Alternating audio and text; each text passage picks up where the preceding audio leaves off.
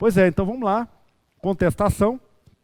Então estava falando para vocês, eu procuro realmente ficar num tema, e no processo civil ele é tão grande que às vezes você não pode variar muito os temas, né? Então eu procuro parte geral, procedimento comum, recursos. A própria execução, né, eu, às vezes não gosto muito de ministrar, porque aí você fica com um assunto meio que processo de cognição. E aí o vocabulário acho que facilita o professor, fica fácil. Então essa interligação daqui para o recurso já fica meio natural, né? E recurso, na verdade, aqui é a mesma coisa que eu estou ensinando, é a mesma coisa.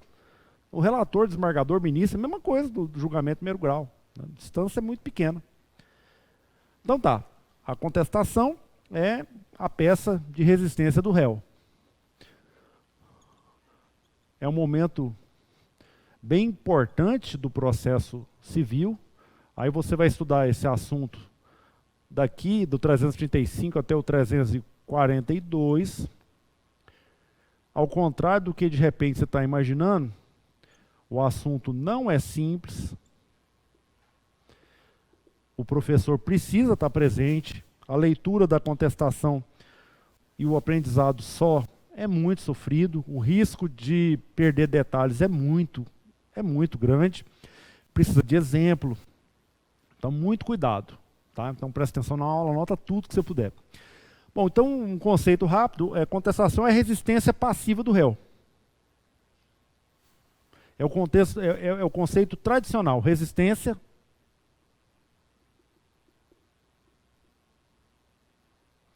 passiva do réu.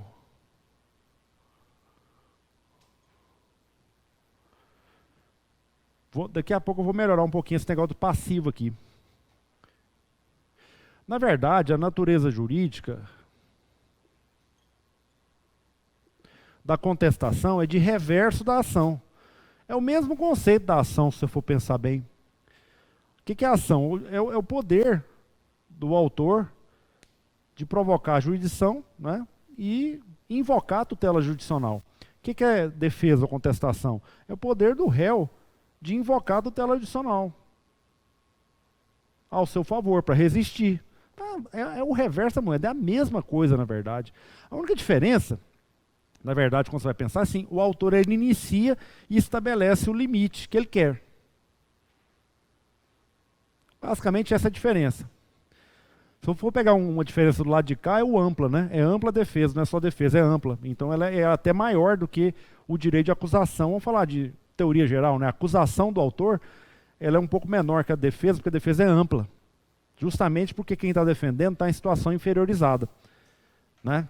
Porque o outro escolhe o que acusar, ele inicia, ele causa surpresa.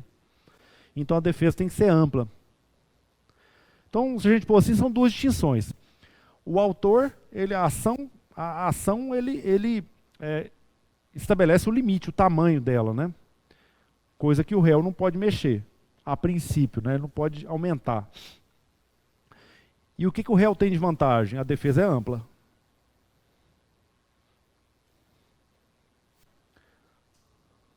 Então a natureza jurídica é muito parecida, tanto é verdade que o que fundamenta a ação é o 5º 35, e o que fundamenta a defesa é o 5º também, só que no inciso 55.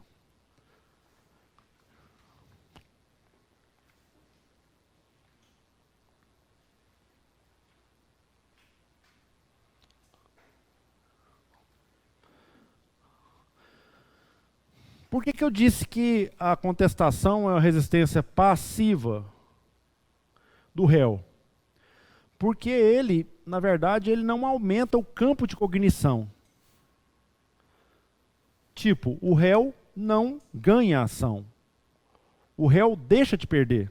Está entendendo? Tipo assim, ele não vai ganhar. Não, quem estabelece a ação é o autor. O que o réu faz é o seguinte, eu vou tentar neutralizar, aí você deixa de ganhar. Mas vitorioso, a princípio o réu não é. Salvo exceções, né, que você vai aprender daqui a pouco, as hipóteses em que ele pode, de repente, sair vitorioso. Mas é uma resistência passiva, você entendeu? O passivo é que o autor, eu gosto de sempre ficar assim com uma bola. O autor que escolhe o tamanho da bola. O réu só ajuda a colorir. É um pouco ridículo, mas é isso que é, entendeu? A bola é essa aí. Agora, como é que nós vamos preencher e colorir? O réu participa, mas ele não aumenta a bola. Por isso que a resistência é passiva, né? Ele não aumenta essa bola.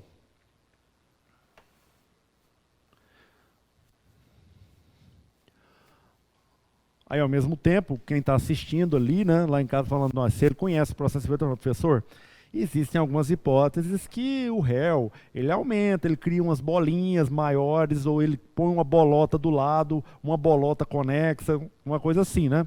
Realmente, existem exceções. Então, esse passivo aqui, que eu circulei, existem hipóteses que a contestação, ela pode ter ser uma resistência ativa. São 3 as situações em que ela pode ser uma defesa ativa. O que é defesa ativa? Ela faz isso aqui, ó. Ou ela aumenta a bola, ou ela põe uma bola do lado, assim, ó. Ela aumenta o campo cognitivo, assim, ó. Primeira, pode falar aí, você está com vontade? Aquela mais fácil de todas, quando o réu apresenta, reconvenção. Essa é a mais fácil, aí é faixa amarela. Se você não soubesse essa aí, nossa senhora, isso aí eu ia pegar o diploma aí para ver se estava. Segunda exceção, você também conhece, lá no juizado a gente usa muito. Pedido contraposto. Então aqui está na faixa roxa. Ah, não conheço o juizado direito. É tipo o contra-ataque que se apresenta lá no juizado, nas ações possessórias também é pedido contraposto. Mas o exemplo mais comum é juizado.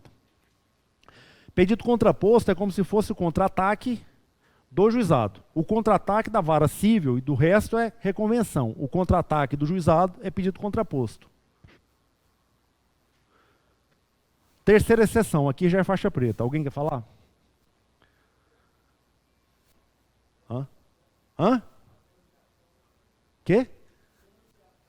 Não, a denunciação da lide não é contra o autor, é você chamar um terceiro, né, irmão?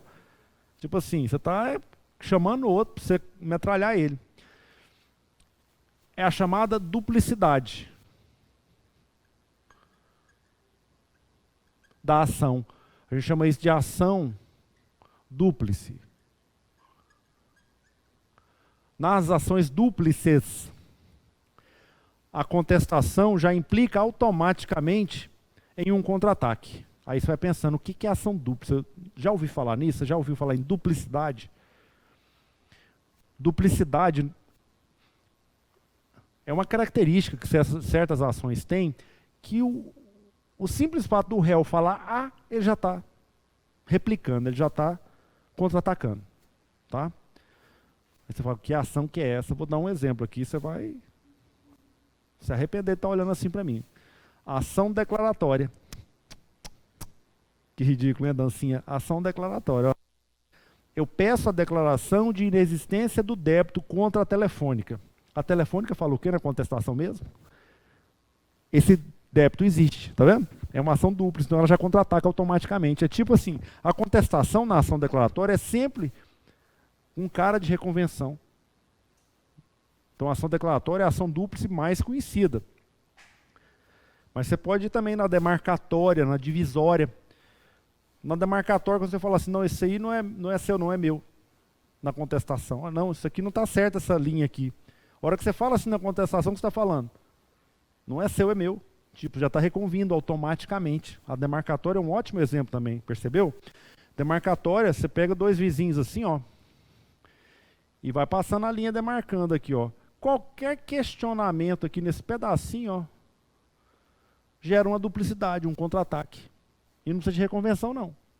Só se falar assim, isso não é seu, é meu. Não precisa de reconvenção, é na contestação. Então tá aí. É uma lição bem importante, bem interessante e difícil. Como eu te disse, falar que reconvenção é resistência ativa, qualquer um fala. Falar que pedido contraposto é resistência ativa já tem um pouquinho mais de carga de processo civil. Agora, conhecer a ação dúplice é para poucos, né? Para aqueles que já estão bem avançados. Então, se você anotar e guardar, você já vai para outra categoria no processo civil. Você sabe um problema, você já está conhecendo a contestação, né? Vou colocar mais um tópico antes de ir para as polêmicas. Forma. A contestação, no regime brasileiro, no procedimento comum, ela é escrita. Não é possível que ela seja oral.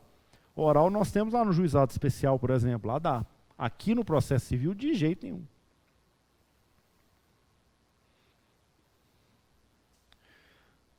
Você sabe um negócio que era fácil no CPC 73 e que aqui ficou difícil? Vamos no prazo primeiro, né? Ela é em 15 dias. Úteis, lembrando sempre que tem alguns casos que ela é duplicada, né? No 229, lá com procuradores, com litisconsórcio e procuradores diferentes. Às vezes é a defensoria pública que está atuando no caso, né? Então até aqui está tudo bem. A hora que você vai para uma pergunta que é o termo acuó, o que é termo acuó? É o termo inicial, a partir de quando se conta. No sistema anterior era fácil demais. Praticamente era assim, ó, a partir da juntada aos autos, melhor, do dia seguinte, dia útil seguinte, a juntada aos autos do AR ou do mandado, não é? Era isso. Então você contava assim, juntou nos autos. O dia seguinte, se útil for, era o primeiro dia do prazo, 15 dias para contestação. O problema é que hoje não é assim mais, tão fácil, né? Então nós temos pelo menos 3 regras relevantes. Primeira, se houver audiência, o dia útil seguinte a ela. Se houver audiência e não houver acordo,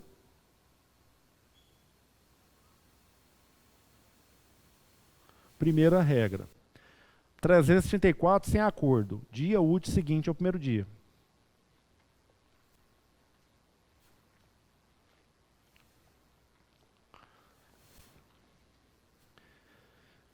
Segundo termo.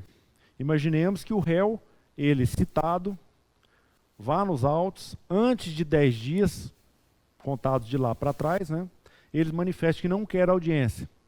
Qual o prazo de contestação? Dia útil seguinte. Então você põe assim, ó, dispensa. Como é que conta no caso de dispensa?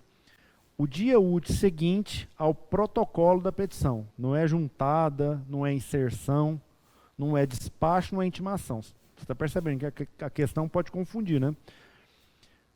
O prazo de contestação, quando há dispensa da audiência inicial, se conta do despacho que defere o adiamento, da intimação do despacho que defere o adiamento. Tudo errado.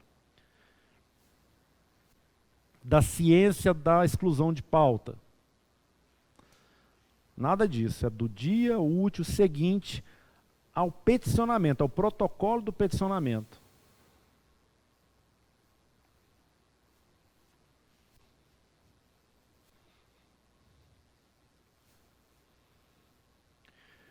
Tem um termo também que você tem que aprender. Imaginemos que aquele tipo de ação não terá audiência. O juiz já sabe, tipo, ação contra o Estado de Goiás, quando ele não pode fazer acordo. Ou então, outras ações que não têm audiência, igual ação possessória ou ação de prestação de contas. Como é que conta o termo acuó? Igual ao CPC de 73. Então, o que você sabe, você já pode aplicar para elas.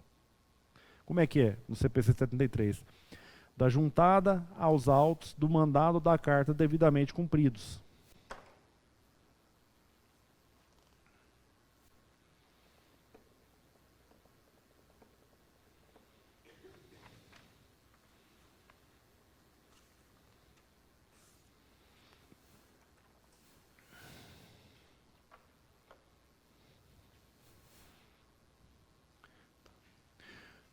Tem uma regra ali no parágrafo 6º que é interessante a gente anotar. No parágrafo 6º, 334. 334 é o da audiência, olha lá. Havendo-lhe desconsórcio, o desinteresse na realização da audiência deve ser manifestado por todos os litisconsortes. Ah, não, na verdade não é esse artigo, não. É do próprio 335. Eu quero falar quando tem litisconsórcio e cada um vai desistindo da audiência. O prazo se conta de cada um peticionamento de desistência da audiência. Tá? Também tem essa variação. Tá? Na verdade, é uma variação desse item aqui. Você tem litisconsórcio e eles vão dispensando. A cada dispensa, começa a contar o prazo dele.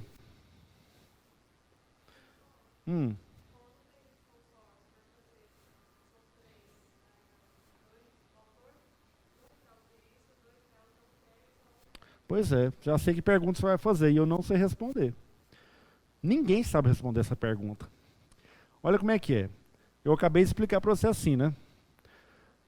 Vamos imaginar que tem 5 réus. Um dispensa, começa a contar. Outro dispensa, começa a contar. Outro dispensa, começa a contar. Outro dispensa, começa a contar. Aí o último não dispensa. Na verdade, não contou para ninguém. Pensa para você ver, vai ter audiência. E a regra do sistema é assim, o prazo para oferta de contestação é conta do último termo aquoso. Você lembra dessa regra? Tinha lá no CPC 73 também. Quando tem litisconsórcio, você pode contestar até o último dia do última citação. Você lembra? Alguém lembra dessa regra? Essa regra não mudou não, é a mesma. Ó, vamos pular de novo, esquece CPC 2015. Tem 5 réus. Vai citando. Começou a contar seu prazo? Começou. E citou o último. O último começa a contar o prazo. Aí você pode contestar até o 15º dia, sei lá, 30º dia, porque vai ter talvez procurador, do último. Ok? Entendeu essa regra? Essa regra continua existindo aqui. Agora eu vou voltar ao exemplo que você me deu, né? A dificuldade que é. Desistiu da audiência, começa a contar o prazo dele. Desistiu, começa a contar. Desistiu, começa a contar. Desistiu, mas o último quer. Aí, a hora que acontece isso, aqueles prazos, a rigor, não tinham começado a contar. Eles contestaram de medo, né? Porque a rigor, ele não sabia o que ia acontecer. Não sabia que ia sobrar um que não ia. Mas se, vamos imaginar que o quarto tem enfrentado. Eu vou apostar que o fulano não vai desistir e vai ter audiência. Vai dar certo para ele. Aí ele pega, não vai na audiência, mas fica sabendo e acaba acontecendo, ele não será réu. É um efeito colateral, né? Você sabe quando vai fazer lei, e agora eu sei muito disso, porque eu faço minuta de ato normativo na corregedoria, eu faço provimento, né, para o corregedor. Quando você vai escrever lei, não é fácil não, escrever texto, sempre escapa algum efeito colateral, que o outro vai ler e perceber. Você acha que o legislador sabia disso? Ele não sabia, ele achou que estava perfeito. Mas a hora que o povo foi ler, é ridiculamente imperfeito, né? Ridículo, ele tinha que ter uma regra também, né? Quando houver mais, sei lá, quando houver mais de um réu, o prazo de contestação não fluirá, mesmo que haja desistência, até que o último desista, fluindo, não tem nem jeito de escrever, tá vendo? Eu acho que ele, de canseira, ele não escreveu a regra. Vai, pergunta aí. Ou não, tá só assim? Ninguém, então tá. Então tá aí, contestação não é fácil não, você tá percebendo? Contestação é um tema complicado. Princípios.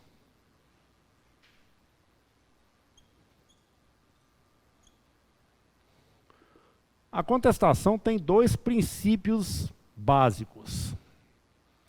O princípio da eventualidade ou da preclusão e o princípio do ônus, da impugnação especificada. Cada um mais canseira que o outro, viu? Então parece assim, 2 princípios básicos. Não é não, é princípio canseira. Não é dificílimo, mas sem aula e sem exemplo prático, ou seja, aqueles que não têm prática no processo civil, não advogaram ou não trabalharam em cartório, em secretaria, em serventia, tem dificuldade. Então tem que ter o exemplo do professor. Então o princípio da eventualidade ou da preclusão, coloca aí, né? Outro nome dele.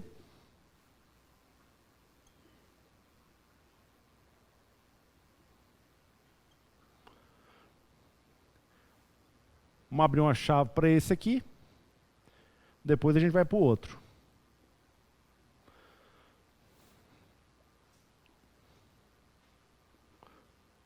Isso aqui é assim, ó.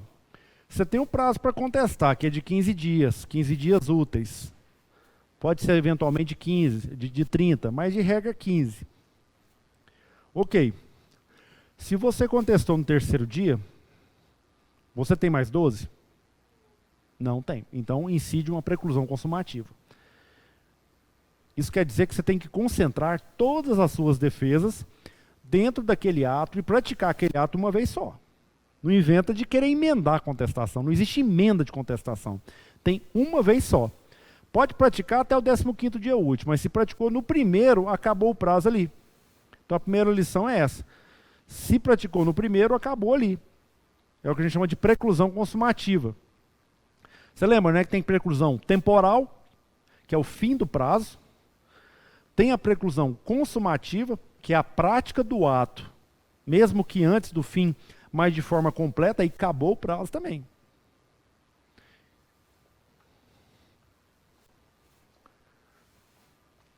Então tudo deve estar na contestação no momento que o ato foi praticado. Então não vou repetir, porque essa regra é simples de entender.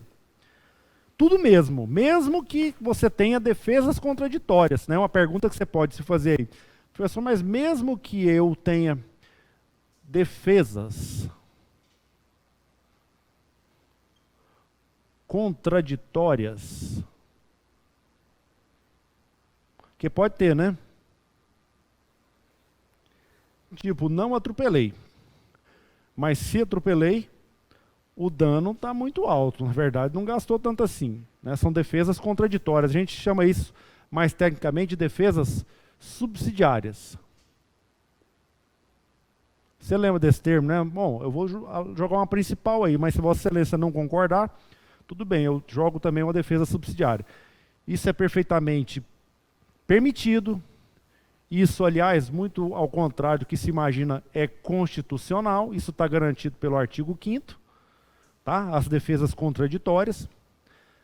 Né? Você vai naquela, mas como é que pode o autor, o réu, alegar que não atropelou? Mas se atropelou, que o dano, o pedido é muito alto de dano, é normal. Isso é ampla defesa. Ampla, tá vendo? É ampla defesa. O juiz não vai nem desconfiar. Isso é um litigante má-fé. Não. Isso é direito constitucional, é ampla defesa. Lembra que eu falei, é ampla? Não é só defesa, é ampla. Então você pode mais do que o autor. Pode até uma certa mentirinha, né? Porque isso pode ser uma mentira, né? Inclusive, o Fred Diego, ele fala assim, ele dá um exemplo que ele é bem esclarecedor. Como é que é assim, ó? Não devo. Mas se eu devo, já paguei. Se eu não paguei, era presente. Como é que é? E se não for presente, já prescreveu. Tá entendendo? Você pode exercitar uma defesa como essa. Ó. Não devo, mas se devo, já paguei. Se não paguei, era presente. Você prova que é presente doação. E se não foi doação, prescreveu. Ou seja, são 4 defesas, né? Uma defesa principal e 3 subsidiárias. Também encaixa nesse perfil de defesa subsidiária. Perfeitamente admissível.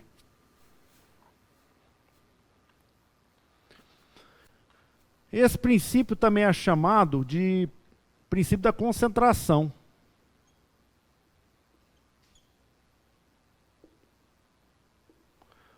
Ou seja, tudo tem que estar dentro da contestação.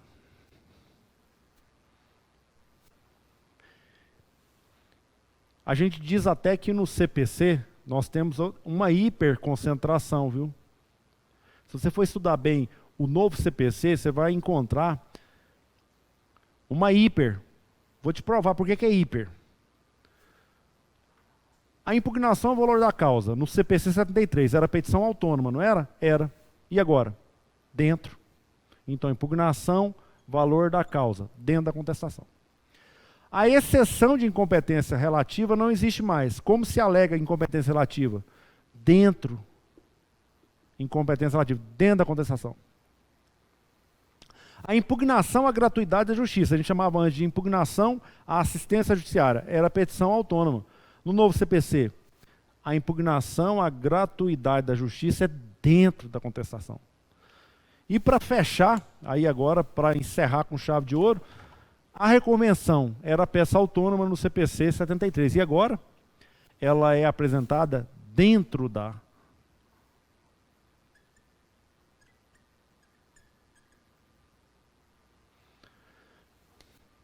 E com isso eu justifico o hiper, né? É uma hiper, há agora no CPC uma hiperconcentração.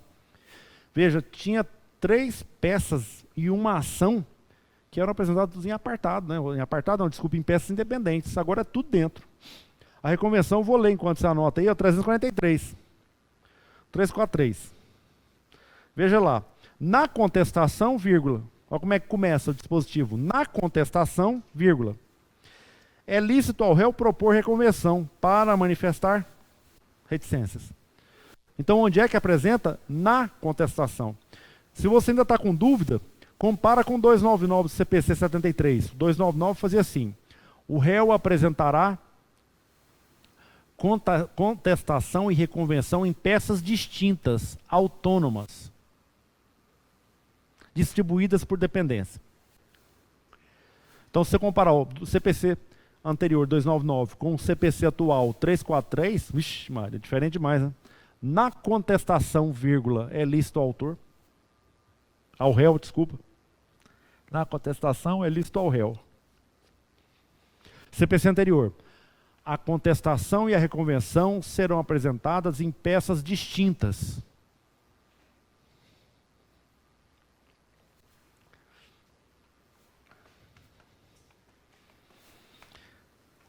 Exceções ao princípio, a gente encerrar.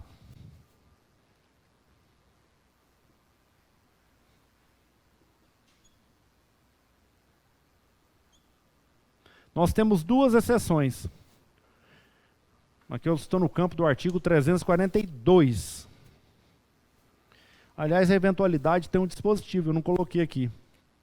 A eventualidade ela é tratada no 336.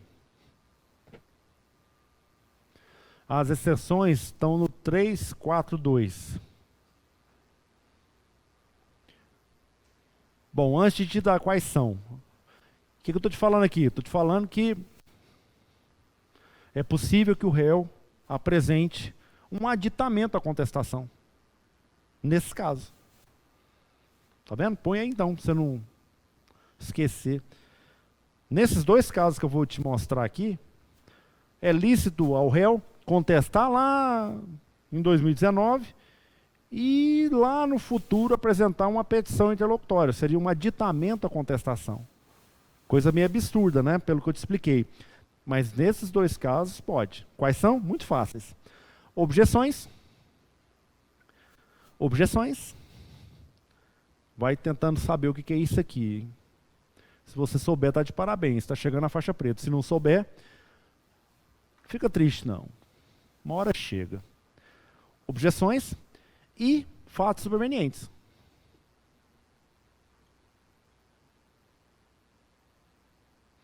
Fatos supervenientes. Eu vou primeiro para o mais fácil, né? Esse de baixo. Fato superveniente. Você tem algum questionamento, alguma dúvida que ele pode ser alegado depois? Até porque ele não sabia, né? Fato superveniente. Bom exemplo aí. Paguei. Já paguei.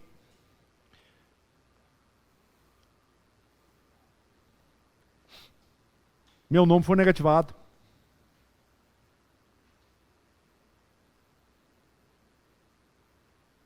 Pode ser até assim, ó. O réu morreu. Também é uma alegação que suspende o processo, né? São fatos supervenientes.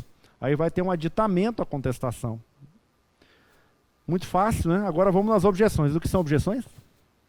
São questões de ordem pública.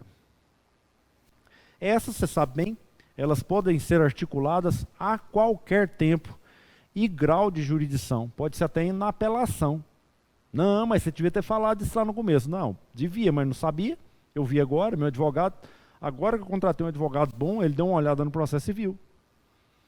Então, objeção pode ser alegada a qualquer tempo. Um exemplo, incompetência absoluta. Né? Tipo, não aleguei a preliminar de competência absoluta lá na contestação. Posso alegar depois de 1 ano de tramitação? Pode, sem problema nenhum. É um aditamento à contestação. Isso pode.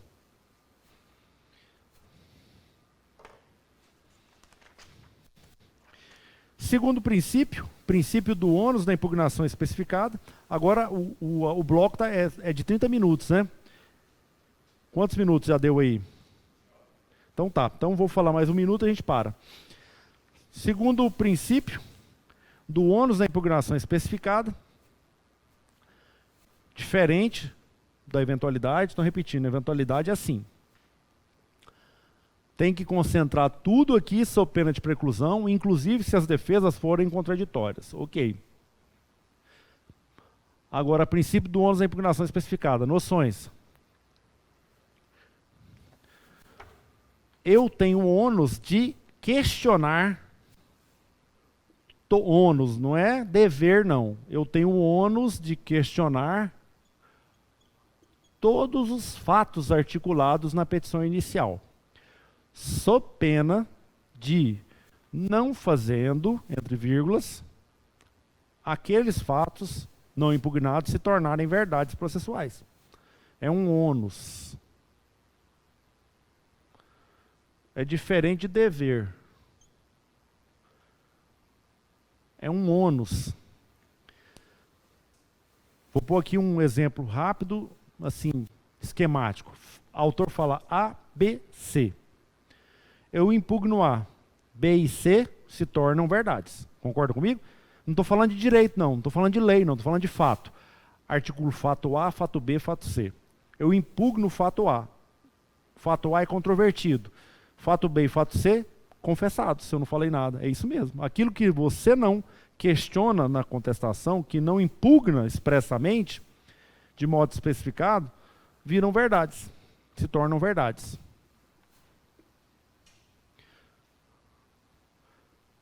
Vou pôr aqui uma lição, uma rápida lição do professor Marcato. A cada ponto não impugnado, temos uma verdade.